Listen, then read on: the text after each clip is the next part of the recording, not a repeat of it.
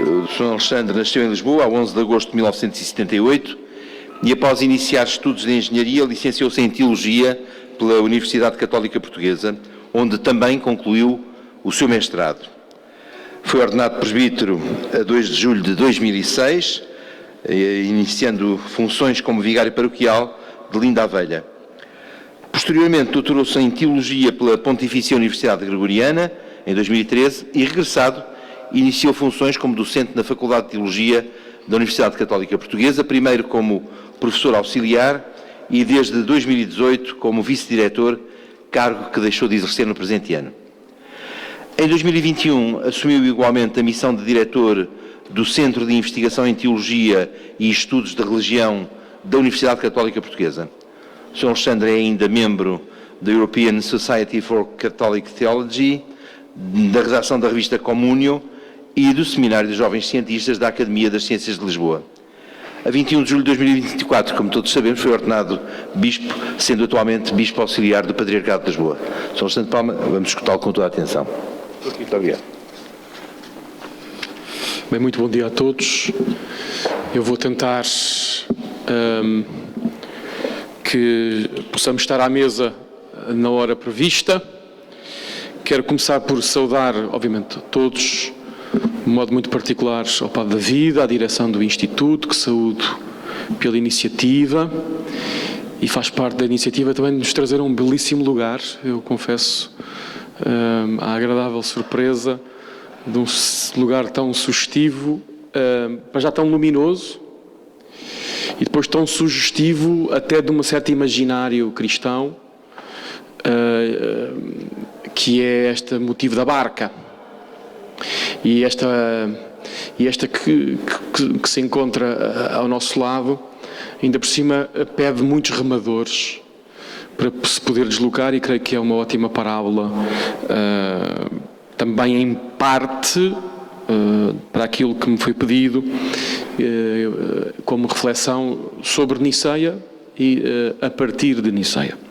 Saúdo também os meus queridos colegas da Faculdade de Teologia, já agora, o Padre David outra vez, o Padre Isidro, não sei se ele já se foi embora ou não, está lá ao fundo a comprar livros, que é sempre o vício dos professores, e não temos desconto, que é um...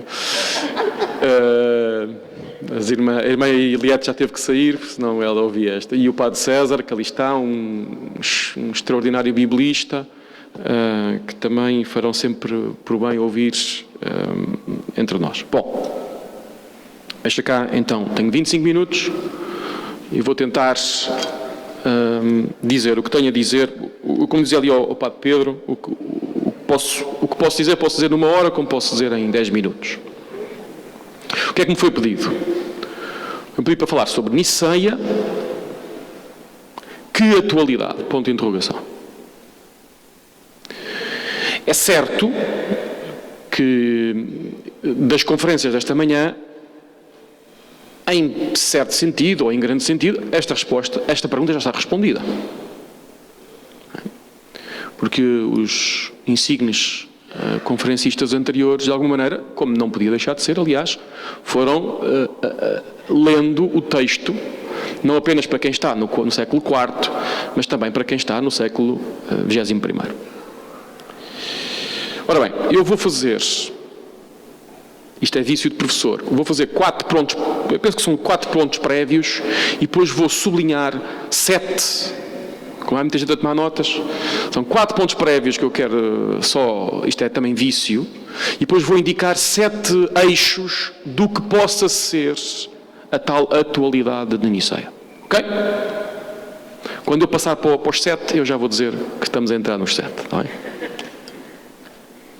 Primeiro ponto prévio, da atualidade à relevância.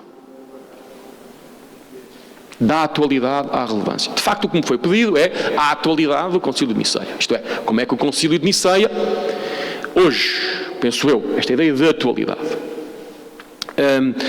A meu ver, não desconsidero o problema da atualidade, mas eu creio que é mais importante não apenas pensarmos se é coisa antiga ou se é coisa atual, a atualidade, mas é mais interessante pensarmos a relevância Isto é, como é que Niceia impacta sobre as nossas vidas? Para usar uma palavra de moda.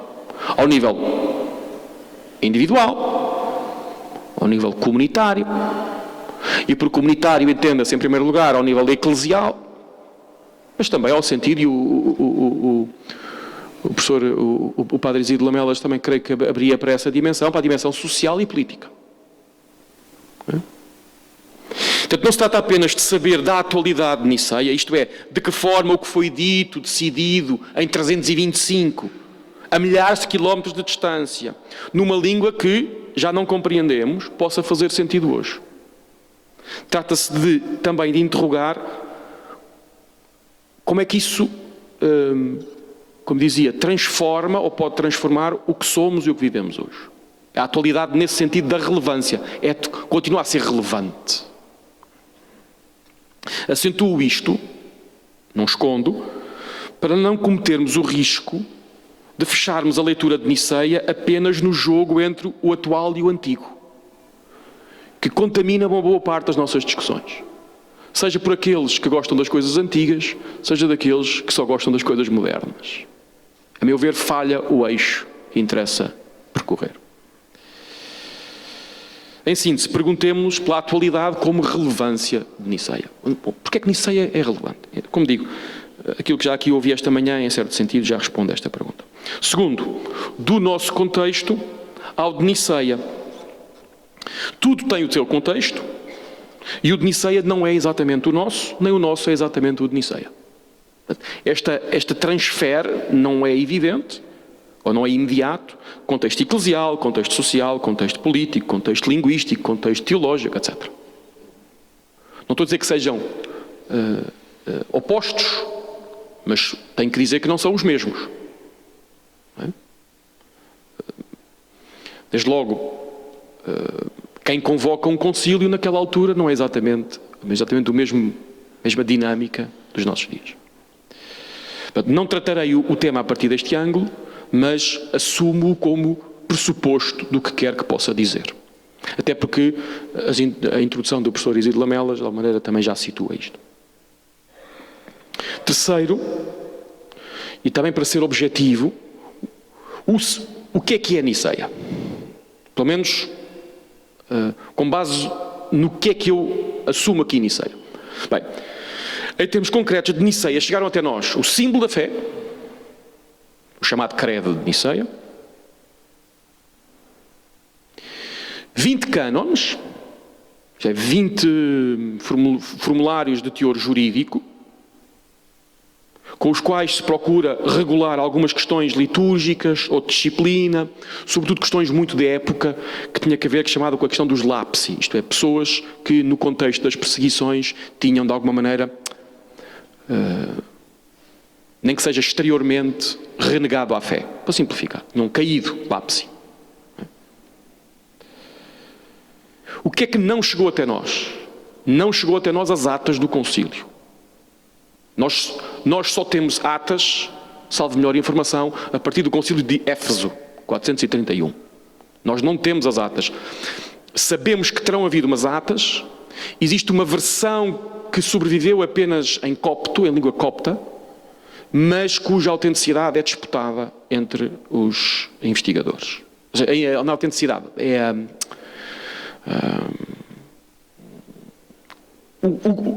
que sejam efetivamente as atas do concílio. Portanto, nós temos uma informação sobre o concílio, mas nós não temos, e estou a dizer isso por contraste com outros concílios, nós não temos uma espécie de atas, no sentido de saber o que é que se disse, o que é que se fez em cada uma das sessões. Temos depois informação indireta por alguns autores que seguramente já aqui foram nomeados, mormente Atanásio de Alexandria, mas Eusébio de Cesareia e outros. Em termos de tema, não vou aqui perder muito tempo, já aqui aflorada a crise ariana, chamo-lhe o crise, e o debate sobre a questão pascal, porque tem que ver com a questão da datação da Páscoa, que era uma outra fratura ao tempo, e que, em certo sentido, também continua viva, porque por questões que sabemos. Mas, em termos de eixos temáticos, são estes dois eixos temáticos, eu concentrar-me mais no primeiro, sei que depois, em algum momento, haverá referência também mais aprofundada ao segundo. E um quarto ponto e último é que Niceia não são apenas os textos. A Niceia é o evento, é o ensemble, é o conjunto, é o acontecimento de Niceia, que tem textos lá dentro. Aliás, por aquilo que acabo de dizer, em certo sentido, são praticamente as minhas poucas ou muitas formas de acesso a Niceia, faço-me entender? Mas um concílio não são apenas os textos que se produzem nele. Seria uma espécie de redução doutrinalística ou documentarística. Niceia, obviamente, são os textos, que, repito, são a nossa via de acesso ao que quer que seja, mas o evento é mais do que isso. Até porque há muita coisa muito relevante que eu possa usar aqui para a frente, que não decorre imediatamente do... Estão a ver? Até porque textos temos muito pouca coisa. Temos só o símbolo e só temos os cânones, que por acaso merecem uma leitura atenta, eu não os vou comentar, mas sobretudo alguns deles têm outros graus de atualidade que eu vou deixar assim apenas na penumbra para os mais curiosos irem atrás dessa informação. Então, feitos estes 4 pontos prévios, só de contextualização, okay. Como todos olharam para ali agora, de repente, eu também fiquei curioso. Então, os meus 7 linhas com que se possa cozer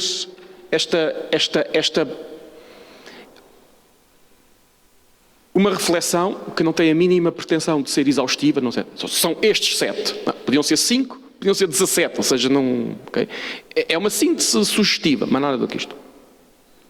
Então, 7 tópicos, se quiserem, 7 linhas para pensar a tal atualidade, a relevância de Niceia com a abrangência que aqui lhe quis dar. Em primeiro lugar, digo assim: Deus conosco mesmo. Deus conosco mesmo. O que é que eu quero dizer com isto?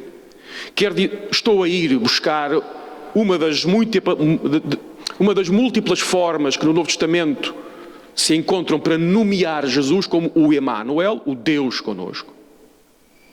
E é curioso que faz aqui uma ponte entre o mundo hebraico e, se quisermos, já o mundo cristão, ou se quisermos o mundo judaico e o mundo cristão, se é que são 2 mundos e não são apenas um só. Portanto, vou buscar esta ideia do Deus conosco, que percebem das introduções que já aqui fizemos, a questão, o debate disputado pelo arianismo, em certo sentido, intercepta o que isto quer dizer, mas como me pediram para falar da atualidade, não vou falar do contexto mais antigo do debate, embora seja fascinante, daí a importância do mesmo. Então, a força, a relevância, se quiser, a atualidade como relevância da afirmação de Niceia, em primeiro lugar, está aqui. É uma enorme ousadia profética de dizer Deus mesmo entre nós. E isto não caducou com o tempo, não perdeu força com a distância e não deixa de falar, apesar de já não falarmos o grego. Porque continua a falar. Tudo somado, a questão ariana e o subordinacionismo e o docetismo. Se quiserem ouvir-me falar sobre isso, desculpem, inscrevam-se nas minhas aulas. Que faziam bem, também, já agora. E nas do professor Isidro Lamelas, por maioria de razão, e do professor César, e do professor David, etc. Mas, reparem, tudo somado, se eu espremer o debate ariano, e sobretudo se eu espremer Niceia no seu posicionamento face, é uma enorme desmesura da afirmação, é dizer assim, Deus mesmo, não um semideus, não um aproximado a Deus, não um quase Deus, não um adotado por Deus, não... Deus mesmo fez um de nós.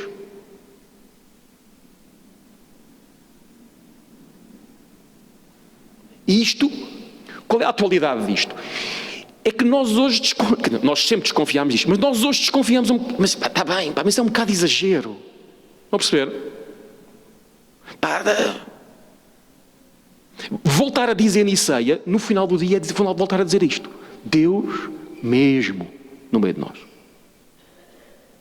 Obviamente, sob as múltiplas formas das suas mediações, a primeira histórica das quais é a sua própria humanidade, mas a sacramentalidade, a eclesialidade, etc.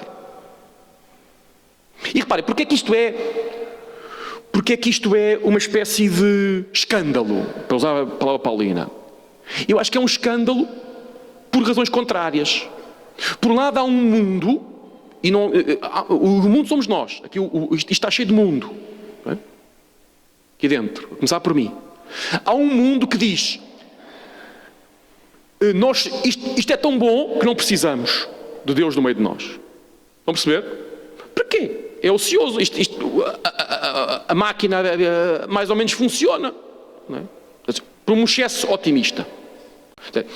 Dispensa, larga-se da força de dizer Deus no meio do mesmo nós, porque diz assim, estou a simplificar, já não é preciso, eu não preciso, a sociedade já não precisa, o progresso já estão a perceber este tipo de lógica? Se quisermos, é a força de escandalizar este otimismo. Mas também, e se calhar hoje é mais forte, é exatamente isso. É a força de escandalizar o pessimismo. Que provavelmente, ao contrário do que as vossas acenar com a cabeça dão a entender, provavelmente é mais atual ainda. Nós hoje não acreditamos que esta realidade seja salvável, e seja salvável porque Deus se fez, Deus no meio de nós mesmo. Porque nós hoje vivemos, se calhar, uma era mais para o pessimismo do que para o otimismo. E, em certo sentido, Niceia é profético contra uma mentalidade e a outra. Porque, por um lado, diz Deus mesmo, e Deus é sempre maior do que tu e do que as tuas construções. Deus mesmo significa que tu não tens que estar fixado nos teus fracassos e nos teus pessimismos. Porque Deus conosco mesmo. Estão a perceber? E se queremos, isto é a grande atualidade de Niceia e não caduca. É tão atual em 325, como em 326, como em 327, como em 2025, 2026, 2027. Segundo, em Deus não há subalternos. Em Deus não há subalternos. Obviamente, já devidamente explicado e contextualizado, o arianismo, tecnicamente, é uma forma de subordinacionismo, que não é que necessariamente tire, a coisa varia, qualquer valor divino a Jesus, mas seguramente coloca-o como um segundo Deus. Ou não é Deus, ou é um segundo Deus. É tipicamente, nesse sentido, é um Deus subordinado, daí o subordinacionismo. Okay? É evidente que isto é um enorme postulado, propriamente teológico, sobre Deus, eu não sei o quê. Mas tem um correlato para nós. É evidente que Deus é sempre maior do que qualquer analogia, como dizia aqui, alguém dizia agora aqui há bocado, professor Isidro, muito bem. Mas imagem e semelhança que somos de Deus, imagem e semelhança que somos de Deus, somos imagem e semelhança de um Deus onde não há subalternidade, neste sentido. Vão perceber? Se em Deus não há subalternos, se nós, não apenas como indivíduos, mas também como comunidade humana, de alguma maneira somos imagem e semelhança de Deus, então a não relação de subalternidade em Deus, de alguma maneira também se reflete. Se isso diz o ser de Deus, de alguma maneira também diz o nosso próprio ser. Está aqui uma diria o Papa Francisco, mas diz a doutrina social da Igreja, no sentido, há aqui aliás, diz a prática sacramental, em primeiro lugar. Há aqui uma fraternidade radical, há uma igualdade radical. Niceia é antissubordinacionista, é o enxave propriamente teológica sobre Deus, mas é inspiração para pensarmos a Igreja e a sociedade. E daí, ainda apanhei o professor Isidro de Lamelas a evocar, de facto, um grande... Tem um estudo já muito antigo, um clássico, do Eric Peterson, que faz uma leitura política sobre o mistério trinitário, e exatamente o que estou a dizer É fazer estou a fazer o repackaging do Eric Peterson. Esta ideia de que o que nos define não é necessariamente a hierarquia, mas o que nos define é a comunhão. Da mesma maneira como em Deus. Estão a perceber? Não é que depois não haja diferenças, e até pode haver, mas isso é secundário. Há diferença, mas há uma radical identidade, uma radical igualdade, que no jargão contemporâneo chamamos comunhão. Na altura não se usava a palavra comunhão. Quem começa a usá-la é Basílio de Cesareia, logo após Niceia, mas apesar de tudo, após Niceia. Terceira coisa que quero sublinhar, eu nomeei assim: não há só uma forma de dizer. Não há só uma forma de dizer. Estão aqui vários alunos meus, já me ouviram insistir muito nisto. Uma das coisas interessantes é quando percebemos claramente o que é que Niceia quer dizer, e quer dizer à contraluz do arianismo. Não há qualquer dúvida sobre isso. Mas não escolhe dizer de uma única maneira. Se lerem o credo, se tivermos presente o credo, tenta-se dizer que Jesus é Deus de várias maneiras. Consubstancial é uma delas. Gerado, não criado é outra delas. Deus de Deus é outra delas. Deus verdadeiro de Deus verdadeiro. Não há apenas uma maneira de dizer. Contra a univocidade da linguagem e da fé, só há uma maneira de dizer. Niceia diz o mesmo de várias maneiras. Eu acho que isto continua a ser atual, sobretudo numa realidade mais complexa. As sociedades democráticas tendem a dar mais vozes, tendem a gerar mais discursos diferentes e também tendem a gerar, às vezes, a tentação de padronizar o discurso, uniformizar o discurso, homogeneizar o discurso. Aqui dou um passo atrás, não tomo posição.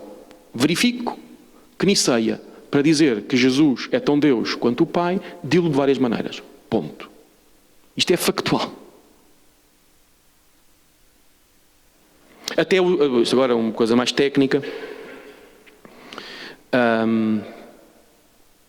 Até escolhe dizer de uma maneira económica e de uma maneira imanente. O que é que isto quer dizer? Económica no sentido da filosofia, da teologia dos padres gregos, que é no fundo contar a história. Nasceu da Virgem Maria, padeceu. Estão a perceber? Era a maneira clássica de se fazer os credos. Para dizer que Jesus é Deus não se especulava, contava-se a história. Okay? É Niceia que provavelmente vai ao credo, ao elemento histórico do credo, vai-lhe juntar um elemento, vamos dizer assim, mais reflexivo. Gerado, não criado, consubstancial ao Pai. Estão a perceber? Mas são duas lógicas de discurso distintas. O que é que Niceia faz? Justapõe-nas. Niceia é mais económico ou é mais especulativo? Nem uma coisa nem outra. É as duas coisas. E eu acho que nós ganhamos, nós, individualmente, nós, Igreja, se formos capazes de falar várias línguas e não apenas falarmos só uma. Eu acho que Niceia percebeu muito bem uma forma de discursar, de confessar a fé, de discursar teologicamente, que repito que continua a ser muito atual ou até mais atual hoje.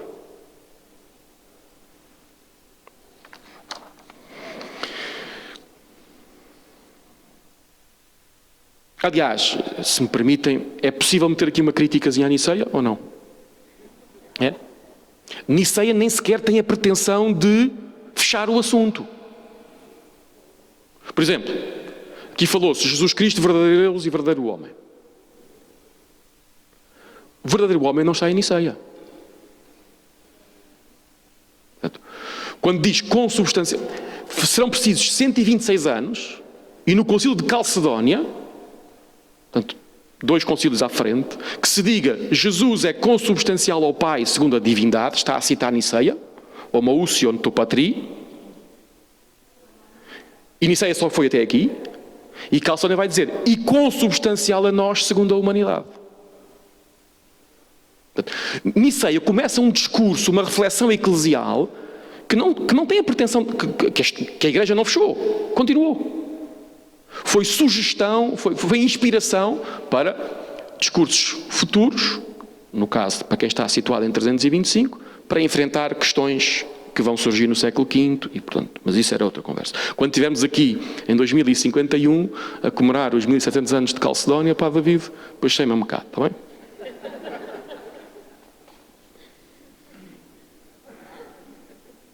E, portanto, há imensas potencialidades da linguagem que Niceia procurou usar e é o que eu acho que nós também estamos desafiados a fazê-lo. Este é o meu ponto.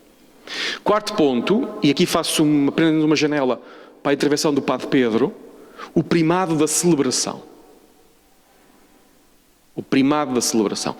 As primeiras aproximações a uma caracterização, eu nunca digo definição de Deus, mas uma espécie de caracterização de Deus, aparecem por causa da liturgia, na tradição cristã. Isso já se vê, aliás, no próprio Novo Testamento. Alguns dos textos que dizem mais sobre Deus, quando vamos ver, são textos que já eram usados pela liturgia das comunidades que estavam a escrever as cartas e os evangelhos. Não sei. E é curioso que Niceia respeita o primado da celebração da fé como escola de educação para a fé, como escola de esclarecimento da própria fé. Porque ele podia fazer um tratado, como depois podiam fazer uma suma teológica, como depois viram fazer os medievais. Não podia, porque não tinha sido inventado o género, mas pronto. Podia ter ido fazer uma definição dogmática, como depois viria a fazer Calcedónia em 126 anos depois. Mas não, o que é que Niceia escolhe fazer? Escolhe fazer um texto que é praticável na liturgia, na celebração. Maiormente na celebração, no período antigo, na celebração batismal. A introdução, o hábito de se rezar o credo na missa de todos os domingos é muito posterior. Os credos eram claramente para liturgia batismal. E eu creio que este é um desafio que continua vivo para as nossas comunidades. Que é, como é que fazemos da celebração o lugar, não é apenas de apresentar oblações a Deus, mas é o lugar de uma celebração integral da fé. Não apenas atos de culto, atos religiosos, mas uma total vivência da fé. Este era um ponto que queria também aqui colocar. Não entra aqui nos debates, onde é que Niceia... Este debate é muito interessante. Onde é que Niceia se inspirou? Niceia, eu vou entrar afinal. Niceia não inventa o credo. Já havia imensos credos. Aliás, tipicamente, cada família de igrejas, cada tradição eclesial tinha o seu credo, ou os seus credos. Portanto, o que é que provável... Aqui é que era interessante termos as atas, que não temos. O que é que Niceia, com grande probabilidade, faz? Pega num texto que já havia, de alguma comunidade eclesial particular, usa-o como primeiro esboço e vai trabalhar sobre ele, em vista da resposta à questão ariana. Portanto, Niceia situa-se também numa relação orgânica com a celebração da fé que vem de antes. Este é que é o meu ponto. Não inventa. Coloca-se numa relação orgânica em que sabe que se encontra num tronco que vem de trás, mas que também traz a voz do seu tempo para essa celebração. Estão a perceber? Isto é enormemente desafiante todos os tempos. E é tão atual na vivência eclesial como também na própria teologia litúrgica e na nossa forma litúrgica do tempo de hoje. Niceia consegue, a meu ver, um equilíbrio muito atual entre perceber que faz parte de um todo orgânico, mas traz também as suas questões para o contexto celebrativo. O bom do Eusébio de Cesareia quer fazer crer, o professor Isidro Lamelo já não cá está, mas ele saberia esclarecer. Hoje desconfia-se que essa informação... Eusébio de Cesareia quer fazer crer que Niceia se baseou de um credo da igreja de Cesareia para... Okay? Mas hoje é-se mais prudente em aceitar tudo o que diz Eusébio de Cesareia. O quinto ponto é um ponto muito evidente, que é a fé discerne-se em conjunto. A fé discerne-se em conjunto. Obviamente, é um tópico de grande atualidade na nossa agenda eclesial, sobretudo nós que andamos à procura, provavelmente andaremos sempre, das melhores formas de traduzir este sermos povo de Deus nas formas também de discernimento eclesial, de caminho, etc. Toda esta concentração e esta preocupação por crescermos em dinâmicas sinodais. Obviamente, Niceia é aqui claramente um farol neste processo. Portanto, relacionado com aquilo que tentei dizer ao princípio, a própria forma de Niceia, e não apenas a doutrina de Niceia, é a própria forma de Niceia, o acontecimento de Niceia, é extremamente instigador da vida eclesial cristã da atualidade. Sobretudo face a uma excessiva, sobretudo não apenas por causa das dinâmicas sinodais, mas até acho que as dinâmicas sinodais procuram responder a um problema que vamos sentindo, que é uma excessiva individualização da própria fé. Uma certa particularização da própria fé, uma excessiva personalização da própria fé, que tem versões extremadas, que não são, se calhar, de levar no seu sentido literal, que é, eu cá tenho a minha fé. Nada mais nos antípodas dos padres de Niceia. Reparem, em Niceia não aparece a palavra creio, sequer. Não sei se o professor Isidro Lamelas disse isso. Mesmo a tradução do nosso credo, niceno-constantinopolitano, creio em um só Deus, Pai Todo-Poderoso, não é isso que lá está. Não estou a dizer para irem mudar, atenção. Nem vão chatear lá o vosso pároco, porque foram a uma conferência e ouviram lá um bispo. Às vezes há uma espécie de entusiasmo. Calma. Há razões para que assim seja. Mas o que lá está é cremos.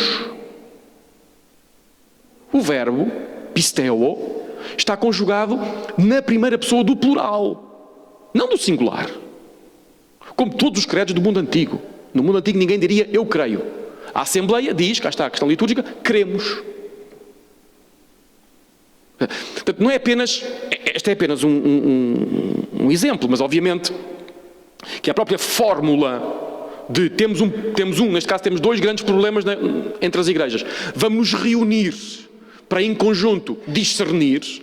E não é apenas como aqui já foi dito, penso eu, não é apenas uma lógica parlamentar. Existe o governo e a oposição.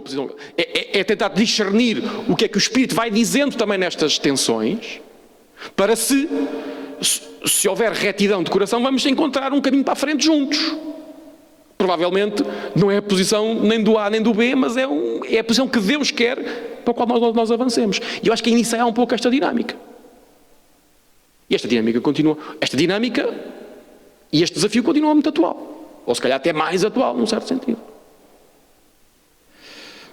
E, portanto, Niceia não inaugura os sínodos. Também não vale. Eu, só por economia de esforço, que não o faria, mas isto imprimiu-se-me ao contrário. Sei lá. 155, um sino, eu vou-lhe chamar sínodos só para não haver confusões, mas na literatura são concílios também. 155 em Roma, 193 em Roma, 193 em Éfeso, 251 em Cartago, 258 em Icónio, 264 em Antioquia, na Arábia em 246-47, Elvira, aqui na Península, a partir de 306, Cartago 311, Neo-Cesareia 314, Ancira 314, Arles, no sul de França 314. Isto é apenas uma pequena lista de sínodos pré-Niceia. Niceia não inventou a fórmula. Aliás, segundo os expertos na matéria, que não sou eu, a fórmula dos concílios é também decalcada numa fórmula imperial chamada dos comitia, que era de alguma maneira uma forma de, na lógica do governo imperial, também se resolverem assuntos. Provavelmente o imperador inspirou-se também nessa prática imperial para implementar esta prática, ou para estimular, no caso dele até implementar esta prática eclesial. E por isso é que para o imaginário eclesial cristão para o futuro, os padres, como já aqui foi dito, aliás, esta manhã, os padres de Niceia ficarão para sempre como uma espécie de quase figuras míticas, uma espécie de idealizados, os 318 padres de Niceia. Todos os outros concílios a seguir, dizem, nós não vamos querer fazer nada diferente do que fizeram os 318 padres de Niceia. Desconfia-se que não fosse exatamente 318, mas o número também é simbólico. Portanto, esta fórmula de a fé discerne-se em conjunto. O que nos une é a comunhão numa mesma fé que tem tensões como numa família. E já agora um parênteses, a heresia também participa do processo. Peço desculpa, isto fica gravado, mas olha, paciência. A heresia faz parte do processo de Niceia. Está aqui alunos meus já me ouviram dizer isto. O arianismo também estimulou a fé de Niceia a encontrar a formulação. Não vou muito mais longe sobre isto, também por causa do tempo. Sexto, a cultura ajuda. A cultura não é adversária. Ou não tem por que ser adversária. Sabem que um dos problemas na recepção de Niceia foi que ele introduziu o vocabulário não bíblico. O que, aliás, levou alguns a resistir, já depois de Niceia, a aceitar Niceia. Porque começou-se a usar vocabulário que não era bíblico. Superiormente a ideia do ousia, homoousios. Não existe na Sagrada Escritura. Tanto assim é, já agora se me permitem, esta dificuldade que, no que depois veio a ser considerado um concílio ecuménico em 381, o concílio de Constantinopla, vai recuar um bocadinho e só vai usar o vocabulário bíblico. Isto tinha muito mais conversa, mas cá está, não posso ter aqui. Mas o meu ponto é este, a cultura não é adversária. Os cristãos, os nossos irmãos e pais na fé de Niceia, foram aprender com a filosofia do tempo. Foram aprender com a língua do tempo. Enriqueceram a fé cristã, enriquecendo o vocabulário cristão com palavras que vêm da tradição cristã bíblica e com palavras que não vinham dessa tradição. Claro que isso supõe um processo de discernimento. 2, as palavras são objetos vivos, estes conceitos não ficaram mortos. Portanto, o cristianismo, ao fazer isto, também acelerou a transformação de sentido desses próprios conceitos. Mas este ponto, que é, a cultura não é nossa adversária, não é nossa inimiga. E de facto, os padres de Niceia foram muito corajosos. Provavelmente nós hoje temos mais pruridos. Não estou a dizer que não sejam justificados. Mas às vezes os antigos eram muito mais corajosos do que nós éramos. E hoje achamos que sempre foi assim, mas não era. Repito. Como outras palavras, como a palavra hipóstasis, que depois já pautua estes debates, tem uma ocorrência na carta aos Hebreus, com um sentido até ligeiramente distinto do que ele depois vem a tomar, e vai ser palavra de moda nos debates antigos. Portanto, acho que a cultura não é nossa adversária. E como estou a pôr aqui cultura, posso pôr ciência, posso pôr... Não significa que é o acolhimento passivo. Aliás, a questão já aqui foi levantada. De facto, há duas teses extremas, ou melhor, entre as várias teses há duas extremas que dizem, não, há uma muito crítica de Niceia que diz, isto foi a helenização do cristianismo. Uma tese que vem no fundo é, o cristianismo meteu-se dentro dos conceitos gregos e, portanto, perdeu a sua pureza original. Okay? Isto é uma tese que foi expendida. Hoje, acho que é mais história da teologia, embora de vez em quando ainda aparece assim, uma luminária a vender um best-seller que agita esta tese como se fosse, tipo, uma coisa já abatida. Existe a tese contrária.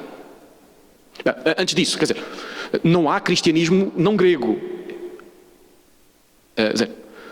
Mostrem-me o Novo Testamento noutra língua original que não em grego e a gente começa a conversar, porque até aí, para mim, desde a origem o cristianismo fala grego. En arche, en logos, kai logos, en proston theon, o início já é grego.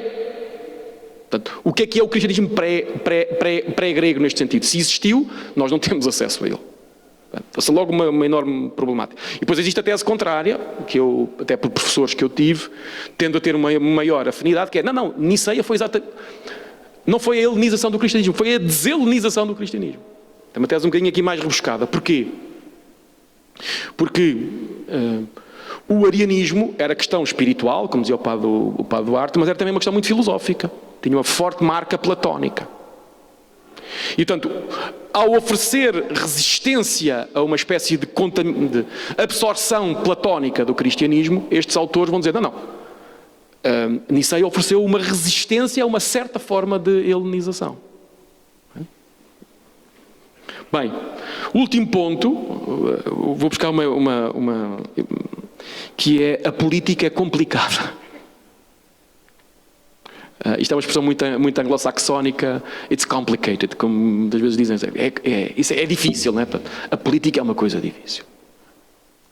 Bom, porque é que eu trago isto aqui à colação? Trago isto à colação porque às vezes existe uma espécie de... É muito interessante o dossiê Niceia para perceber as vantagens e as desvantagens da relação do cristianismo com o poder e sobretudo com o poder político. Já aqui foi dito, penso eu, quem convoca o concílio é o imperador. A ideia do bispo de Roma ter força ainda não está consubstanciada. Só, se não me falha a memória, só em Constantinopla III, ou seja, em 680, é que se diz que convocou o concílio o imperador e o bispo de Roma. Não quer dizer que o bispo de Roma não tivesse um lugar singular, honorífico, mas não tem exatamente a configuração que, entretanto, ele foi tomando no nosso imaginário cristão e, sobretudo, católico, bem entendido. Mas esse nem sequer é o meu ponto. O meu ponto é, de facto, a relação, a política é complicada. De facto, como aqui já foi dito, aliás, penso que sempre citando Eusébio de Cesareia, que é um biógrafo muito benigno para com Constantino, o imperador. No fundo diz, não, o imperador convocou o concílio porque, estou a citar quase à memória, Eusébio de Cesareia diz, o Constantino resolveu convocar o concílio porque ele estava muito preocupado, mais do que com as guerras, era a dissensão doutrinal dentro do próprio império. Bom, talvez sim, talvez não. Então é isso que mobiliza Constantino para... O que é interessante nem sequer é o Constantino, nem o antes do concílio, é o que é que se passa depois do concílio. Ao contrário do que ingenuamente poderíamos supor, a recepção do concílio foi tudo menos pacífica. Não sei se já aqui foi dito alguma coisa sobre isto, mas altamente conturbada a recepção de Niceia. A ideia de que havia um problema, vamos para Niceia, ficou deliberado, logo... Calma. Os períodos de recepção dos concílios são sempre tão mais interessantes de estudar do que antes. Bom, é isso que explica, e penso que o Padre Ricardo fará alguma alusão a isso na parte da tarde, que Santo Atanásio, tendo sido um vencedor em Niceia, vai ser exilado sucessivas vezes depois de Niceia. Exilado por quem? Pelo poder imperial. Portanto, o poder imperial, que de alguma maneira tinha sido útil, no sentido em convocar o concílio, isto é complicado, não é? E de facto, a recepção de Niceia, ela só se vai começar verdadeiramente a desatar em 361. Porquê? Porque em 361 morre, eu confundo sempre os nomes, mas penso que é Constâncio, um dos filhos de Constantino, que foi pró-ariano. Durante boa parte do período pós-niceno, o Império vai patrocinar o arianismo por questões até, aliás, que o professor Isidro já aqui tinha trazido, questões até de interesse de teologia política. Em 361 que morre Constâncio, e dá-se a seguir, e com isto termino, episódio provavelmente que ninguém sabe, de facto. Quem é que sucede? Sucede um senhor chamado Juliano. Juliano, imperador, ficou conhecido por quê? Qual é o cognome dele? Juliano Apóstata. Porquê Juliano Apóstata? Porque Juliano vai querer fazer regressar o Império às religiões antigas, que nós, para simplificação, chamamos as religiões imperiais, romanas, chamamos de paganismo. Pronto. Mas isso é mais uma adjetivação do que uma nomeação. E o facto do imperador, durante aquela janela de tempo, se desinteressar um bocado do problema, vai dar liberdade à Igreja para ela poder reencontrar-se com a unidade que tinha sido, de alguma maneira, pactuada em Niceia. Portanto, o que às vezes digo aos meus alunos, é uma experiência avant la lettre, obviamente... Porque depois com Teodósio, obviamente o Império vai até cristianizar-se, mas avant la lettre é uma experiência de separação de Igreja-Estado, durante 3 anos, porque Juliano Apóstata governa de 361 a 363. E de facto existe um sínodo muito importante em 362 que vai fazer a reconciliação entre os nicenos e os semi-arianos. Não sei se aqui já se falou de semi-arianos, mas pronto. É cá está, o período pós-Niceia é tão ou mais complexo que o período pré-Niceia. Eu só terminava dizendo isto, ou seja, é complicado e, de facto, alguma...